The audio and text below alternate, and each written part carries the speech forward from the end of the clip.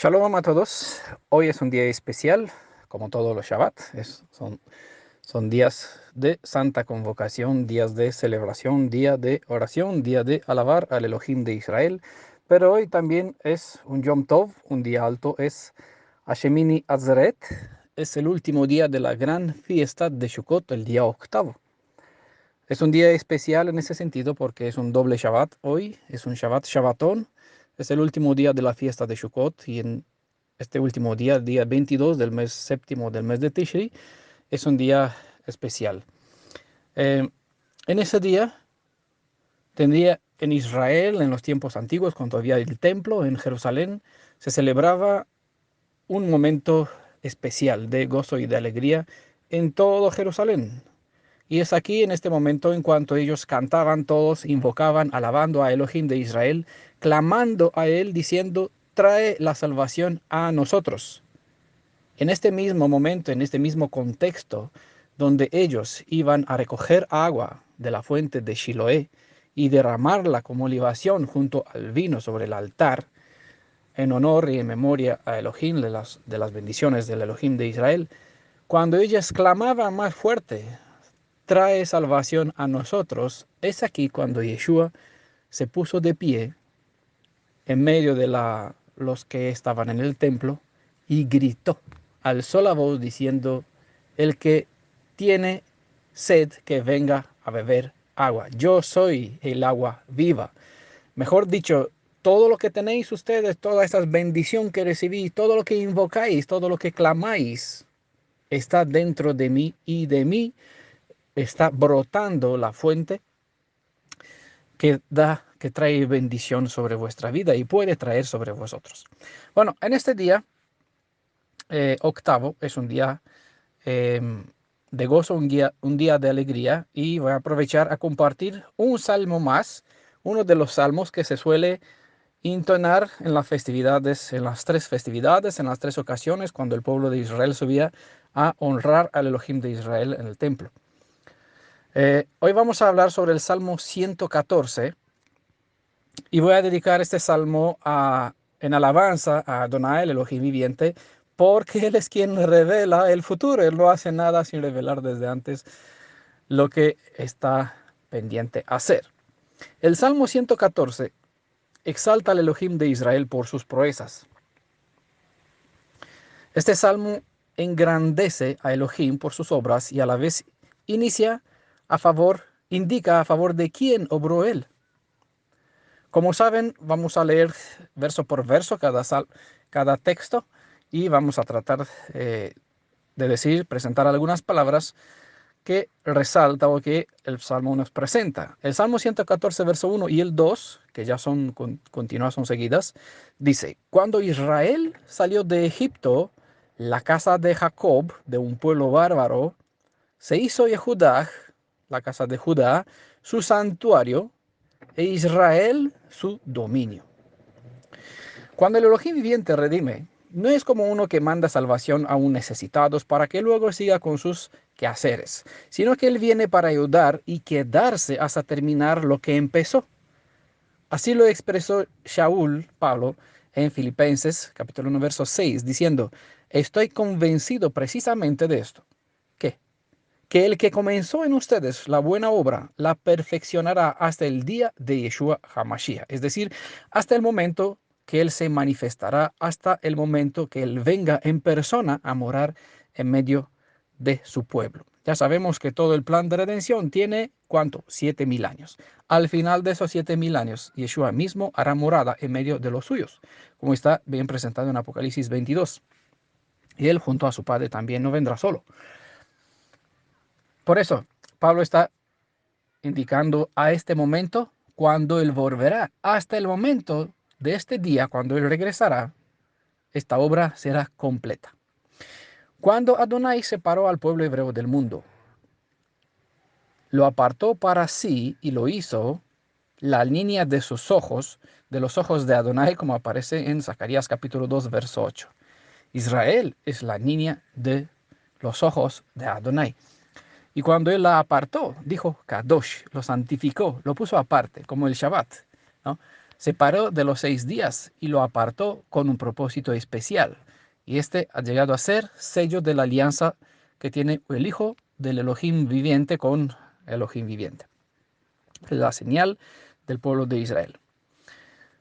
Si se preguntan por qué Elohim viviente escogió a Israel para ser su pueblo elegido, ¿por qué no eligió otro pueblo?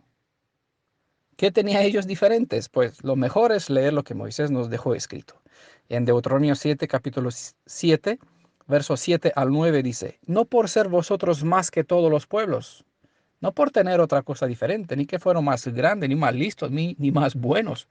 No, no por eso os ha querido Adonai y os ha escogido, pues vosotros erais el más insignificante de todos los pueblos, sino por cuanto Adonai os amó y quiso guardar el juramento que juró a vuestros padres. Por eso os ha sacado Adonai con mano poderosa y os ha rescatado de servidumbre de la mano de Faraón, rey de Egipto. Conoce pues que Adonai tu Elohim es Elohim verdadero, Elohim fiel, que guarda el pacto y la misericordia de los que le aman y guarda sus mandamientos hasta 1000 generaciones. Todavía Israel no alcanzó 1000 generaciones para que sea desechado, como algunos piensan que fueron desechados Israel por ser rebelde y en su lugar fue elegido el cristianismo. Ni hablar de tal cosa, esta cita es suficiente, una de las miles de citas que son suficientes por sí misma para probar que Israel siempre queda el pueblo elegido. Además, como el sol sale y sabe cuándo sale y cuándo se pone, no se cambian, no se mudan. Cuando dejarán de existir las leyes de la naturaleza, dice Elohim en los Salmos, entonces Israel dejará de ser mi pueblo. Y eso no es posible, ¿no? Porque aquí seguimos. Todavía vemos el sol que circunrodea, la luna también, en la bóveda celeste. Entonces, eso es una señal. La luna es testigo fiel de las promesas de Elohim, por ende Israel sigue siendo lo que él ha prometido, niña de sus ojos. El énfasis del texto no está en el mero hecho que el templo, morada del Altísimo, es decir, estará en la tierra de Judea. ¿Vale? Voy a leer la cita una vez más para que, por si acaso que se lo olvida, cuando salió Israel de Egipto, siempre un comienzo, pero el comienzo tiene su contexto y esto, bueno, no quiero adelantarme en lo que quiero decir. La casa de Jacob, de un pueblo bárbaro, se hizo de Judá o Judá su santuario, Israel su dominio. Eh, el énfasis de este texto no está en el mero hecho que la morada, la casa, el lugar, la tienda del Elohim de Israel, el Elohim viviente, estará en la tierra de Judea, sino en que eran los habitantes de Judea, el lugar donde él quiso poner su morada. Si recuerdan lo que hemos compartido sobre la letra Bet, la segunda letra hebrea, y sobre la casa, y aquí hemos visto que en Tanaj se indica, y en Brit Hadashah vimos también, eh, Elohim quiso poner su morada no en medio de su pueblo, sino en el pueblo, dentro de los corazones, mejor dicho, de su pueblo. Por esa razón, una vez más, su palabra se hizo carne. Él se vino a habitar, puso su tabernáculo, tabernaculizó, dice en Juan 1, capítulo 1, eh, la palabra se hizo carne, ¿no? Puso su morada en medio de los hombres, vino a los suyos, anduvo en los suyos. ¿Para qué? Para redimir a los suyos, en medio de los suyos, para salvar a los suyos. Y le llamarás Yeshua porque él salvará a su casa, a su pueblo, a su Beit, ¿no? A su pueblo de sus pecados. Es bonito tener en cuenta este contexto porque estamos todavía en la fiesta de Sukkot. Entonces, en la letra Beit, aquí en este estudio sobre la letra Beit, que está en audio también por escrito, pueden ver mejor que el propósito de Elohim no era tanto tener un lugar en medio del pueblo, tener un espacio que se llama su templo, o su tabernáculo, su Mishkan, su santuario, sino que su propósito era habitar en los corazones, en el pueblo de Israel. Y es lo que aquí nos enseña, es el énfasis mejor que se da, no tanto en el lugar como espacio de tierra, sino como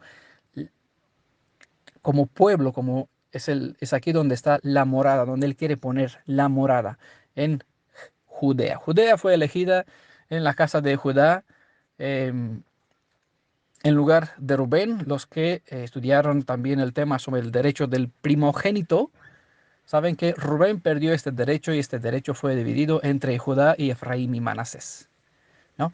Entonces, Judá recibió la parte del gobierno, la autoridad del centro de mando y las bendiciones de la multiplicación, la bendición del cielo y de la tierra sobre Efraín.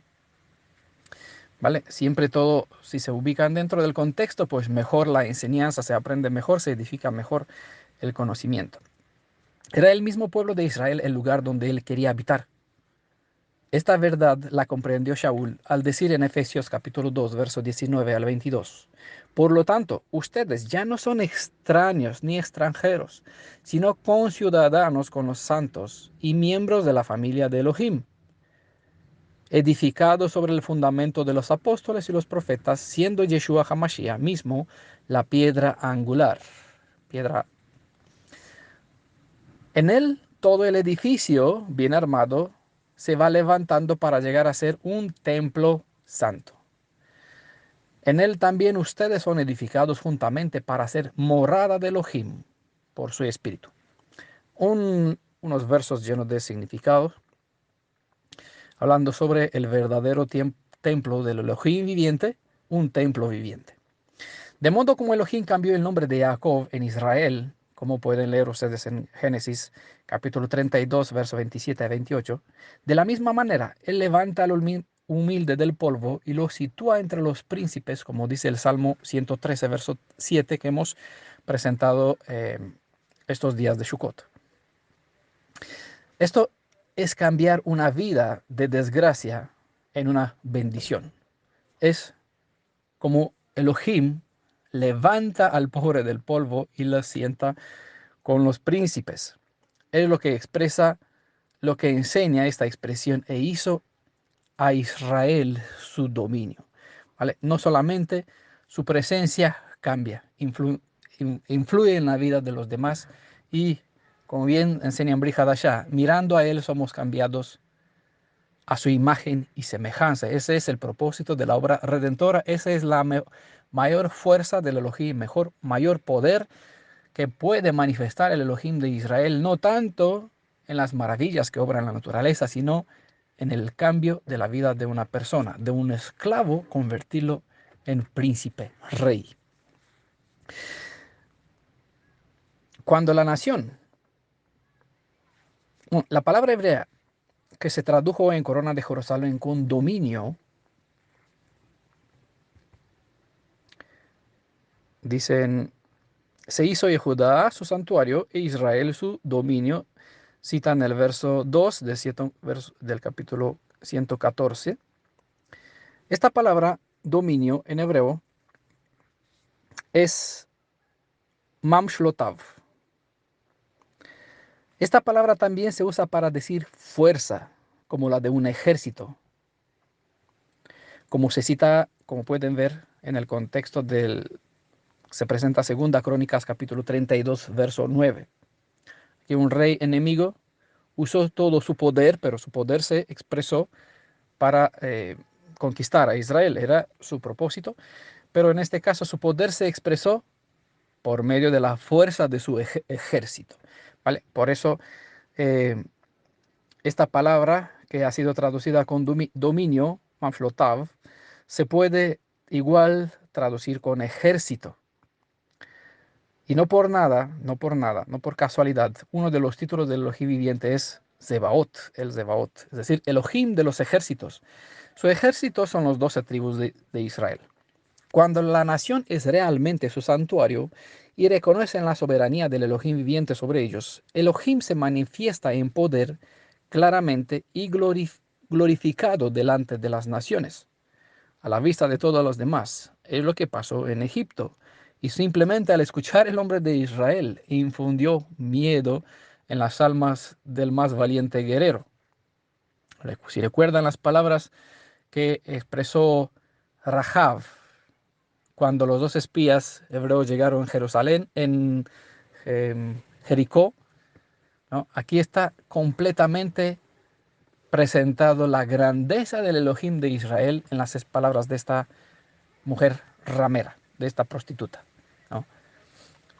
El pánico se apoderó de todos los valientes guerreros de esta fortaleza. Seguimos. El Salmo 3, verso 14, el Salmo 114, verso 3 dice, lo vio la mar y huyó, retrocedió el Jordán. Fue ante este ejército de Israel que el mar huyó, y esto no porque el pueblo de Israel era poderoso en sí, todo lo contrario, aún era una multitud de esclavos, sino porque grandioso era el que comandaba el pueblo hebreo en su marcha. Si leen en Éxodo capítulo 14, verso 21 al 22, se presenta como la mar se retiró creando una senda para que el pueblo hebreo cruce en seco. No por lo poderoso que era Moisés, sino por el Elohim, quien se sirvió de Moisés, del ser humano, para obrar sus proezas. Por eso no se exalta Moisés por abrir el mar, sino que fue Elohim el que abrió el mar para que el pueblo pase en seco. En Josué capítulo 3, verso 14, se presenta como las aguas de Jordán se retiraron para ceder paso al pueblo hebreo para pasar al otro lado de un río desbordado de Jordán, porque estaba en la temporada de primavera y el Jordán estaba llenísimo, ¿no? Estaba desbordando en aguas. Por eso se amplificó el poder de la maravilla de la obra de Elohim al retirarse las aguas. Y en Salmo 114, en Éxodo 19, verso 16, dice que hay toda una descripción de lo que expresa este verso, lo que se expresa en el verso siguiente, el verso 4 de Salmo 114, donde dice, los montes brincaron lo mismo que carneros, las colinas como corderillos. Éxodo 19, bueno, todo el capítulo es bueno. El verso 16 es una descripción eh, mejor, ¿no? Es decir, es la fuente de donde se cita en este lenguaje poético, eh, de donde citó, de hecho, el autor de los Salmos. Salmos capítulo 15, capítulo 14, verso 5, dice, mar, más preguntas un poco retórica, mar, ¿qué es lo que tienes para huir? Y tú, Jordán, para retroceder. Montes, para saltar como carneros, colinas como corderillos. Tiembla la tierra ante la faz del dueño. ¿Ante la faz de quién? Del Elohim de Jacob. Aquel que cambia la peña en un estanque y el pedernal en una fuente. Bueno, les leí del verso 5 al verso 8 del Salmo 114, todos los versos. El interrogante en este caso es más bien para hacer resaltar la potestad del que es el Elohim soberano de Israel. La naturaleza reconoce el poder de su creador, quien obra a favor del pueblo que él ha escogido para manifestar a través de ellos su potestad y bondad. Este último verso, aquel que cambia la peña en un estanque y el pedernal en una fuente, es muy interesante por el hecho que identifica al Elohim de Jacob como el que dio de beber al pueblo hebreo agua de una roca. Lo que dice, ¿no? Verso 7, Salmo 114 y el verso 8. El Elohim de Jacob, aquel que cambia la peña en un estanque y el pedernal en una fuente.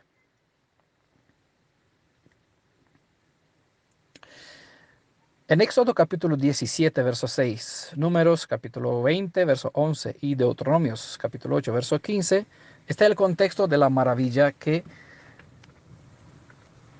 es contada en este Salmo, versos 7 y 8 del Salmo 114. No hace falta explicar más quién es la roca de Jacob.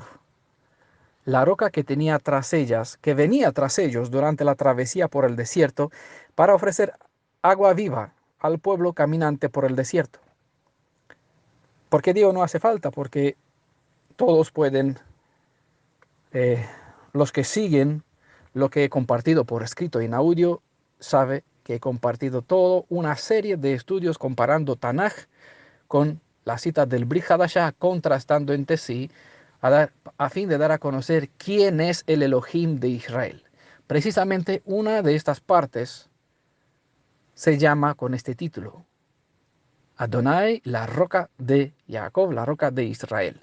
Les invito a que vean Esta serie, quien no sabe, pues pueden pedirlo en el canal de YouTube, en Facebook, en el grupo En Defensa de la Verdad. Está el estudio en PDF, están todas las series de 12 estudios en los archivos del grupo, y en el canal de YouTube hay 16 audios con toda la serie completa de 12 estudios. Concluiré citando unas otras palabras de Shaul, para que una vez más vean quién es el Elohim y Padre Redentor de Israel, a fin de no confundir más al Padre de Yeshua con el Padre de Israel. Hoy pueden ver de nuevo a quién se le rinde de verdad la alabanza en este salmo. Conocerlo al Elohim, conocer la roca de Jacob. Somos una generación privilegiada, porque podemos discernir las citas, podemos ver quién es el Elohim de Israel, que es alabado, a quien se le honra y se le canta aleluya. De él han bebido en el desierto nuestros padres en el pasado, y de él, de sus llagas, bebemos nosotros hoy cuando estamos caminando por el desierto de las naciones, hacia la tierra que él nos ha prometido. Porque repetimos la historia,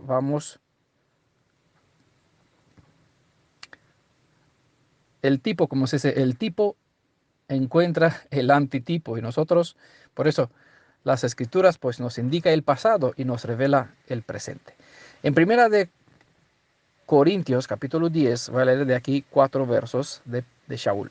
No quiero que ignoréis, hermanos, que nuestros padres estuvieron todos bajo la nube, y todos atravesaron el mar, y todos fueron bautizados en Moisés por la nube y el mar. Bueno, no fueron bautizados en Moisés. Moisés fue la persona quien guió a todo este pueblo a entrar o a pasar primeramente por medio de las aguas, ¿no? Eso es un símbolo de la Tevilá, para que sean confirmados también en espíritu, ¿no? Y el espíritu del Elohim viviente se expresó mediante la nube. Fueron todos bautizados en Moisés por la nube y el mar. Y todos comieron el mismo alimento espiritual. ¿Qué comieron ellos? Lo mismo que nosotros comemos cada Pesaj. La maná comieron en el desierto, nosotros comemos la maná viviente, que es la carne y el cuerpo de Yeshua, el verdadero cordero. Y todos bebieron la misma bebida espiritual. ¿Qué bebieron? Bebieron agua viva. Esta agua viva es lo que Yeshua dijo: yo soy la fuente de agua viva, ¿no? El que bebe de mí no morirá jamás. Y no por nada Yeshua dijo en cierto contexto a sus discípulos: el que no come mi carne y no bebe mi sangre, no tendrá parte conmigo. Y en el Seder nosotros compartimos esta copa de vino, la copa de vino, símbolo de la sangre redentora. Comemos la carne de Yeshua, bebemos la sangre de Yeshua, comemos el pan sin levadura en Pesaj, símbolo de su cuerpo sin pecado que se ofrendó, para una vida sin pecado que se ofrendó para nosotros. Un cordero intachable, sin mancha alguna, sin tacha. Y su sangre, símbolo de la copa de vino que compartimos en Seder. Aquí debería terminar y decir amén y aleluya, pero apenas deberíamos empezar a ver lo que no se ve. Las cosas espirituales, como saben, se revelan y se comprenden al usar el mismo Ruach quien inspiró a los autores del Tanaj. E igualmente, Pedro, Kefa, nos indicó que los escritores del Tanaj escribieron guiados por el espíritu del Mashiach, quien estaba en ellos. Ellos no hablaron de su propia concupiscencia, sino que el mismo Ruach de Yeshua, el Ruach vivificante, la guía maestra que guía en toda la verdad, obraron mediante los profetas, los que escribieron aquí. Y el mismo dice que nosotros recibimos su espíritu, y su espíritu es quien nos guía a entender lo que él mismo mandó en las escrituras. Y por eso mucho más, hoy es un día glorioso. Lo más importante de todo, este salmo está aún más allá de lo que la mera lectura revela. Es un salmo que nos revela el futuro, como le decía, y su propósito es enseñarnos a recordar el pasado para saber que el mismo Elohim, quien libró maravillosamente a nuestros antepasados, nos librará hoy día. Si volvemos a leer el Salmo 114, pero con visión profética, se darán cuenta que maravilloso es leer el desarrollo de los eventos, ver, de hecho, ver al leer, proyectar, porque la lectura proyecta en la mente una imagen, un desarrollo de los eventos que presenciaremos y las futuras obras grandiosas del soberano Sebaot. Bueno, voy a hacer, para no alargarlo más, un resumen así breve. Voy a hacer de nuevo lectura de los 8 versos, pero se le voy a leer de una forma diferente. No como una mera lectura, sino que lo voy a presentar como si fueran profecías al día, un manual de instrucciones que Elohim nos instruye a nosotros a través del pasado. No hace nada el Elohim viviente sin revelar desde antes. Lo expresa y una y otra vez y siempre repite desde antes. Haré cosas nuevas, te llevaré por un camino diferente, ¿no? Un camino por donde nosotros no hemos andado. Nuestros padres anduvieron por este camino, ¿no? Tuvieron esta experiencia y por esa razón, para nosotros, aunque es una experiencia nueva, si vamos a mirar la experiencia de nuestros antepasados, vamos a saber cómo Él obrará en el futuro.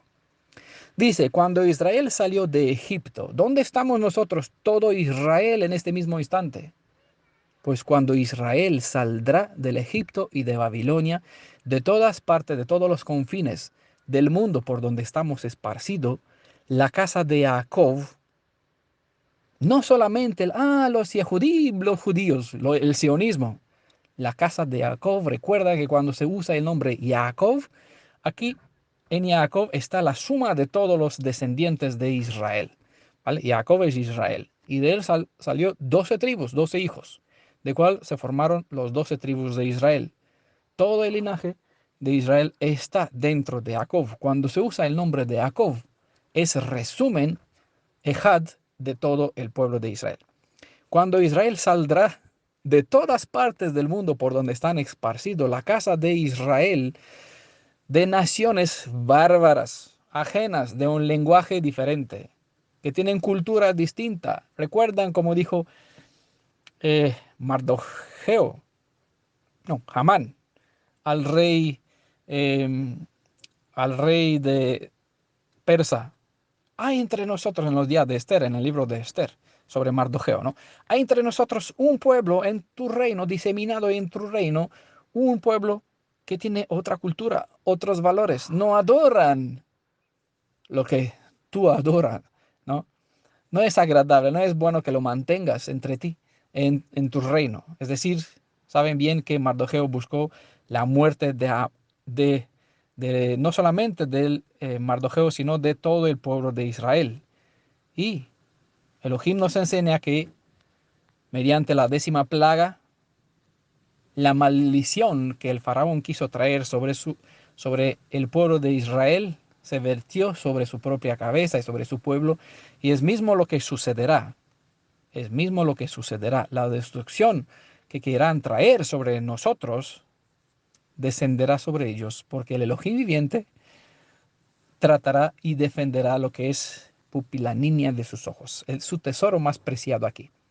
Dice, cuando vamos a salir de la tierra por donde estamos, la casa de Israel, de todas las naciones, y Judá o en Jerusalén, porque Jerusalén, el centro de mando, símbolo, la madre de Israel, como se presenta en las alegorías hebreas, aparecen como se personifica, como si fuera mujer, Jerusalén, como referencia de todo el linaje de Israel que está dentro de ella, dentro de su semilla. Jerusalén es madre de todos, y el lugar de Jerusalén o de Sión está en la tierra de Judea, por eso se usa el nombre Judá. Israel será su dominio, su tesoro preciado. Él será Elohim de los ejércitos de Israel. Lo verá el mar. ¿Qué es mar? Mar en las escrituras son símbolo de muchedumbre, naciones, pueblos, muchas lenguas. ¿Y qué hará? Huyó, huirá. Es el pánico, el tumulto de la muchedumbre, de las olas del mar, que se expresará con miedo, con pánico, en el momento cuando el Elohim de Israel actuará para sacar a su pueblo de la tierra de esclavitud por donde estamos esparcidos. Lo vio el mar y huyó. Es decir, cuando verán al Elohim de Israel, el mundo entrará en pánico. No sé si pueden imaginar eso. Retrocederá el Jordán. Bueno, en este caso hay un río que retrocederá para que el pueblo de Israel salgan, una y otra vez lo menciona, está en sexta plaga en Apocalipsis 16, secará un río, retrocederá. Este río es Eufrates. Eufrates es un símbolo del poder de Babilonia. Egipto es un símbolo que se califica por excelencia lo que es todos los continentes de las Américas, del norte al sur y el centro incluido. Y Babilonia es la suma de todo lo que es Europa y todos estos países, de Rusia hasta España en- y de Noruega, de Suecia hasta, bueno, hasta hacia Israel, ¿no? Hasta Grecia. Lo vio el mar, retrocedió el Jordán. El poder, la fuerza que alimentaba Babilonia era Eufrates, la vida, la fuente de vida. Secó y fue conquistado. En este caso secará para que el pueblo de Israel, los hijos, los príncipes, vimos en el salmo anterior que lo he compartido hace unos días, él levanta del muladar al pobre para ponerlo junto a los príncipes. ¿Qué príncipes? Ah, pues de Turquía, de Líbano, no, de su pueblo, ¿no? Porque es aquí donde él quiere convertir en reyes, en la dignidad de un sacerdote, posición oficial de alto cargo, Elohim, jueces, ¿no? Autoridad, dominio, potestad. Son calificativos, no por tener un título, rey sacerdote. Es aquí donde los príncipes del pueblo de Israel volverán. Los montes brincarán, lo mismo como que carneros. Bueno, los que vieron eh, los animales, las ovejas, saltando, brincando, se puede hacer una imagen, porque en Apocalipsis 20 se describe cómo quedará la tierra tras las 7 plagas durante 1000 años. Y se usa el mismo término que se usa en Génesis, que la tierra estaba sin forma, ¿vale? Destruida. Eso es algo que solamente aparece en la película del fin del mundo. No habrá un fin del mundo. Ya saben que en toda la película del fin del mundo la vida sigue, ¿no? Ninguna termina con la exterminación de la vida humana. Siempre hay vida más allá, ¿ah? Y nosotros, aunque tras las 7 postreras plagas, la plenitud de esos juicios, nosotros vamos a vivir en nuestra tierra y por el mundo vivirán naciones. También los montes brincarán. Montes son símbolo de gobiernos, poderes que ocurren por todas partes. Pueden verlo en sentido literal y puede ver a nivel espiritual de lo que expresan lo que define el término monte. ¿Vale? El término monte, poder, autoridad, gobierno, dominio. Cuerno, ¿no? También es expresando la fuerza de, eh, de estas naciones. Pues brincarán lo mismo que carneros, es decir, temblarán las colinas como corderillos, todas las potestades, todos los gobiernos grandes y pequeños, pues se volcarán. Mar, multitudes, ¿no? ¿Qué es lo que tienes para huir? ¿No? Les hace pensar, es un mensaje que se envía para las naciones, despierten. ¿Por qué tienen temor? No se dan cuenta, alaben al Elohim de Israel, ¿no? Cuando lo verán en su gloria expresando esta autoridad ante la faz de todas las naciones a favor de su pueblo, ¿no? Se le brinda la oportunidad para reconocerlo como soberano. Y tú, Jordán, para retroceder, montes para saltar como corderos, colinas como corderillos. Tiembla tierra ante la faz del dueño. ¿Quién es el verdadero dueño de la tierra? Es el Elohim viviente, y él entregó esta tierra a Adán. Adán fue engañado y se dio asilo político, como para decirlo así, a Hasatán. Y Hasatán se adueñó de la tierra. Y por eso se presenta ante el Redentor, quien es el creador de la tierra y el dueño verdadero de la tierra. Y le dice, a ti te daré, es decir, con otras palabras, te devolveré la autoridad si te inclinas ante mí. a ti te la daré porque a mí se me fue concedida. Lean bien en las tres tentaciones, la última, después de que Yeshua tuvo la inmersión, su tevilá. Fue en el desierto y aquí tuvieron lugar las tres tentaciones. Ah, Entonces, en la última es lo que me presenta y indica a mí, él identifica que le pertenece. Esta tierra es suya. Y Yeshua no le refuta el argumento, porque incluso más, le dice, viene el príncipe de este mundo. ¿Quién es el príncipe? ¿Y de dónde está este mundo? ¿De dónde pertenece a Hasatán? Desde que Adán se dejó engañado y entregó el reinado, este poder, al enemigo. ¿Vale? Pero el dueño recuperará su dominio y es parte del deber del Goel recuperar las posesiones perdidas de sus familiares. En este caso, ahora será la tierra de Israel, es parte de la redención. Al final de los 7000 años se completará por fin la plenitud de su obra redentora y se extenderá sobre toda la faz de la tierra. Tiembla tierra ante la faz del dueño, ante la faz del ¿quién? Es este dueño. El Elohim de Jacob. Aquel que cambia la peña en un estanque y el pedernal en una fuente. Saben bien, bueno, ya lo expliqué antes, que el Elohim, ¿quién es el Elohim de Jacob? Lo presenté en el audio y por los estudios. Es, de hecho, la mayor parte de todo lo que estamos presentando es exaltar la identidad, revelar la identidad del Elohim de Israel. Elohim que se expresó, que se manifestó en Israel, que mostró su poder y dijo, una vez más, redimiré a Israel de la misma manera, ¿no? Por eso es imprescindible ver quién obró, quién salvó, quién identifica en Brit Hadashah, que es el que obró en el pasado, porque el mismo que salvó, salvará. No por nada, él es Aleph, es la Tav, es el primero, es el postrero. Y estará con los últimos, dice en el Tanaj, tal como estuvo con los primeros.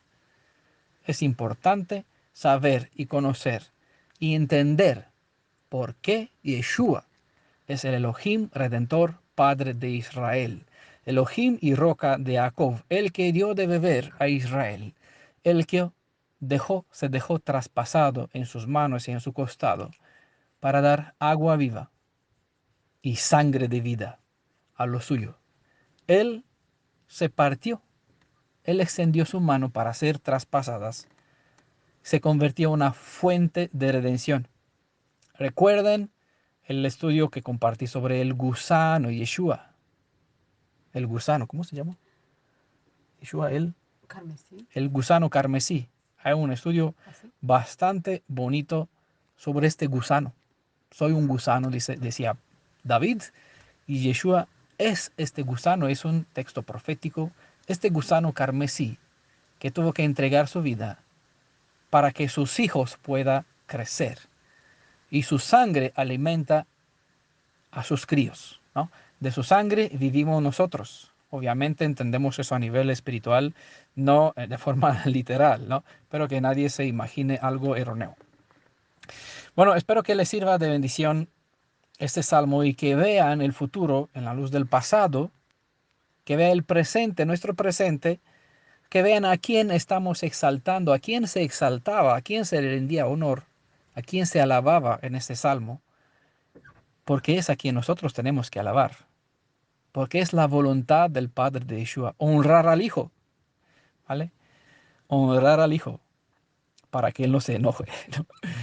Bueno, espero que nadie tenga que ver con el enojo del Cordero y que todos puedan disfrutar de este momento, vivir la experiencia de Israel cuando Él nos sacará de la tierra de España, donde nosotros nos encontramos en ese momento, de Filipinas, de India, de Afganistán, de Siria, de por donde, de Israel incluso, de México, de todos los estados de las Américas, ¿no? De todas que hablan idioma español, de todas partes del mundo por donde están esparcidos los hijos de Israel.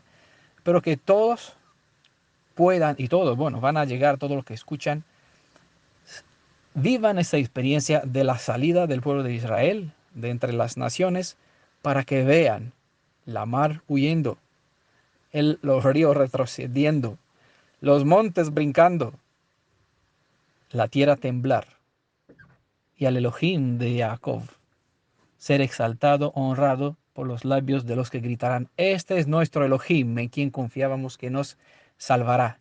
A Yeshua, quien es nuestro Redentor y Salvador, sea siempre la honra, la alabanza.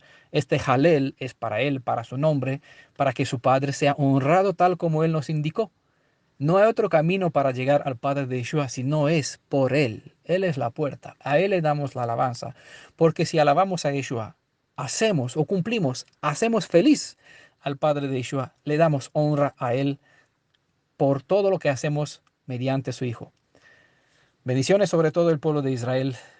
Que el Elohim de Israel pues derrame su misericordia y que extienda su brazo redentor sobre todos los hijos de Israel en este día y siempre. Beshem Yeshua, en el nombre de Yeshua, Shalom.